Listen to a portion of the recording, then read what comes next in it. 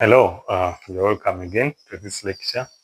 Once again, I'm Samuel Habizana taking you through areas in mathematics. And at this very moment, we want to pick it up from where we stopped in the previous lecture. The previous lecture, we're talking about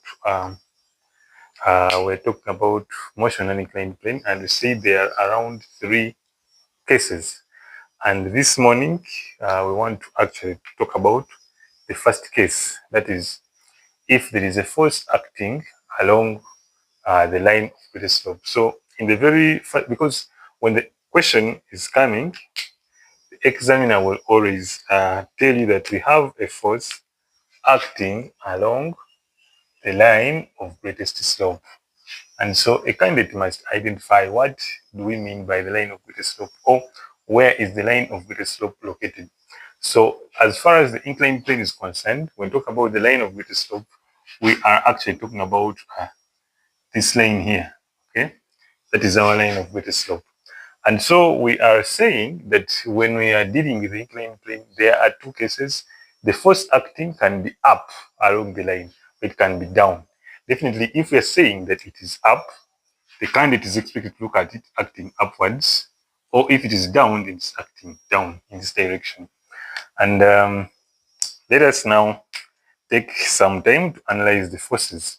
I say that when we are attempting this question, ladies and gentlemen, you are supposed to identify the forces acting on the body. Now, if we have a body on a plane, there are some 2 forces which always act that the candidate should not forget.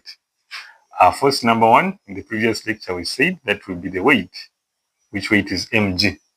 And then force number 2, we said, is the normal reaction R. And I also said that it is important to note that as when we are on the plane, along here we shall have our vertical axis, and this will be our horizontal axis. Okay. Now, of course, we say that if this angle here is theta, then the angle between the weight and the vertical will also be theta. And yeah, that's what we say. Now we are looking at a case. In the previous lecture, we only stopped here. It was just a body placed on the plane. But in this case, the body is placed on the plane, but there is another force acting on the body. And that force is along the line of greatest slope. I want us to capitalize, first of all, on the first case, where the force is acting up. So if we have a force acting up along the line of greatest slope, that means along this line, we shall indicate our force. So the force is acting up. Remember, these forces are drawn using a ruler. So let me say that force is F. Yep. And of course, this one is always our vertical and this is our horizontal. But I advised you recently that for starters, you can always reproduce this. You can reproduce that, say that you have a vertical and then you also have a horizontal. This is the horizontal, this is the vertical, horizontal. Now I can pick those forces the way they're acting here. Definitely alongside the vertical, up alongside the vertical, I'm having my normal reaction R. In this quadrant, I have nothing, but along the horizontal, I have the force F. So this is my good force F. And this quadrant, there's nothing. So in the fourth quadrant, I'm having the weight mg acting at an angle of theta. So ladies and gentlemen, this is what I have. So we have considered the force acting up along the line of greatest slope. Now, of course, after doing this, we can always go ahead and say that we can now obtain the so-called resultant force. So our resultant force, Fr. So you come here and resolve each force. By the way, say this is only for starters. You can see these even when you stop here, but we're doing this just for starters. But as time goes along, we shall not reproduce you. I'll expect you to see these forces on the plane. And so, but now we can see when I start with the reaction has no horizontal component. And so horizontal is 0, vertical is R. Then I have the horizontal force F. Definitely it's a horizontal force F. So horizontally it's purely horizontal. Vertical it's a 0. And then I come to my mg, or the weight. Horizontal is minus mg, the sine of theta, and vertical it's minus mg, the cos of theta. And that is my resultant force. Now, I don't want to forget that we said in the previous lecture that in these questions, we can always have the body in equilibrium, or we can have the body in motion, actually, or we can have the body accelerating, because it can also be in dynamic equilibrium. But if it's in equilibrium, we said the resultant force is equated to 0. And if it's accelerating, then the resultant force is equal to ma. Now, if they said that this body is in equilibrium, I would equate to 0, 0. This happens if the body is in equilibrium. Then if the body is accelerating, I would equate this one to ma 0. This is because the body accelerates horizontally and not vertically. So this happens if the body is actually accelerating and the acceleration is given. Ladies and gentlemen, this is what we have. And this very moment, I want us to take at least one example here. And we're saying that, like you can see clearly, it's giving the example. A body of mass 5 kg, so we are given the mass, is placed on an inclined plane. So the plane is inclined at an angle of 30 degrees to the horizontal. Then find the force F acting up along the line of greatest slope required. So here we have part A to keep the body in equilibrium, and part B to accelerate the body. So I would advise the candidate to start with a good sketch of the problem. Make sure, please, that you use a ruler. So we have our plane inclined at an angle of 30 degrees. Then we have the body. The body, we say there are some forces which act on the body naturally. That is number one, the weight, which is mg, and then we have the normal reaction R. And I said that you know that here, along here, you have the planes. So this is vertical, this is horizontal. Now, of course, this angle here is theta. And I emphasize and say that these are the only two forces which act naturally. But the examiner is saying that apart from those, there is another force F acting up along the line of greatest slope. So we know that such forces act up. So up along the line of greatest. This is what we mean by up the line of greatest slope. So we wanted to find that force F. So I can call it F. And for starters, so the body is in equilibrium for part A.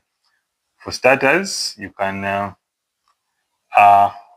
produce this to have, this is our reaction R, and of course we have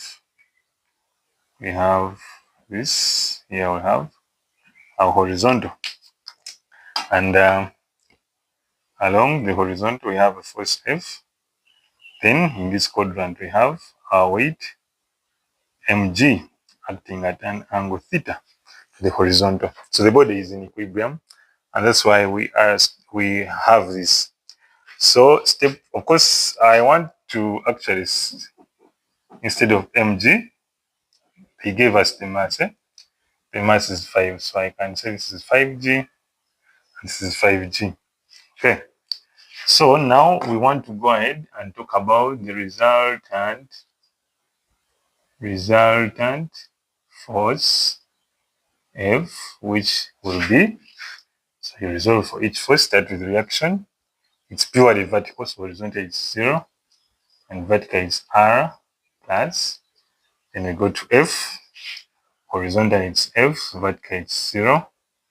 In plus, when you come to the weight, to be negative 5g sine. The angle is also 30.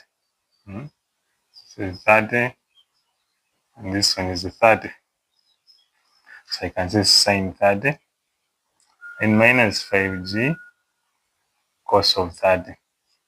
So for part A, because the body is in equilibrium, we know that this is going to be 0, 0 for equilibrium. for equilibrium is 0, 0. Okay. Then of course we can see that if I want to obtain the resultant force, I can do that by simply looking at horizontal motion. I even don't need vertical motion. So I can say that if I look at horizontal motion, from horizontal I'm picking up things in the upper part. That is F minus 5g sine of 30 is equal to 0. And the candidate should know that this will be F is equal to 5g sine 30. So F will be 5 times 9.8 times 0.5, because sine 30 is 0.5. And you can obtain F as 24.5 newtons if you use your calculator well. Okay. If the examiner asks you to find the reaction, definitely you would go vertical. In case they ask for reaction, you would go vertical and obtain a reaction. And that is part A. We have our force. Then part B, they're saying that the body is accelerating with 2 meters per second squared. Of course, senior 5's candidates, we shall look at the acceleration. So if the force is upwards, we expect the body to accelerate upwards with 2 meters per second. So the body accelerates upwards with 2 meters per second squared. So now it is important to indicate this acceleration also on your diagram here. Now, one thing that should be noted is that if the body is accelerating, we resolve. However, when we are looking at the sign conversion, what should be negative and what should not be? Forces which are in the direction of acceleration become positive, and those which are not in the direction of acceleration become negative. So watch what we are doing here. So in this case, I would still have my resultant force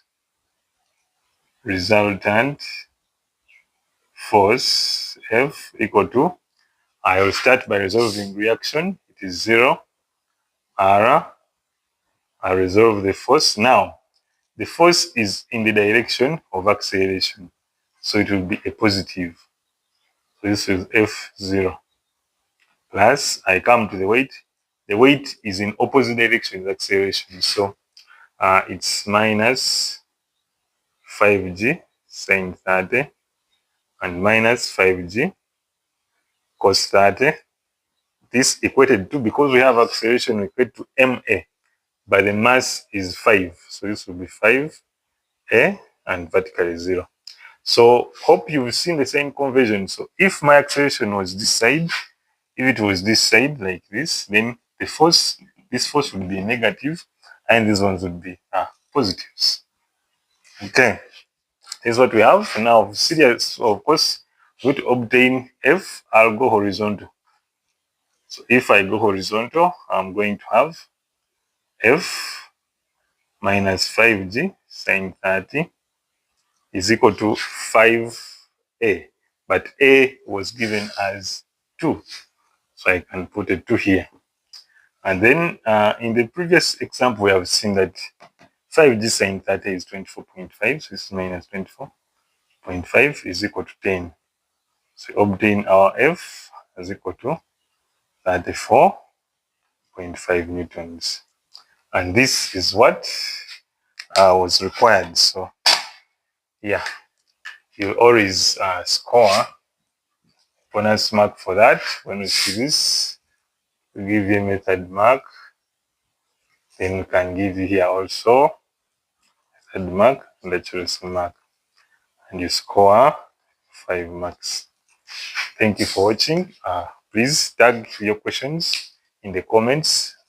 Please subscribe, like the video, and ask questions in the comment section. Share the video for other people to also benefit from the knowledge of God. Thank you for watching.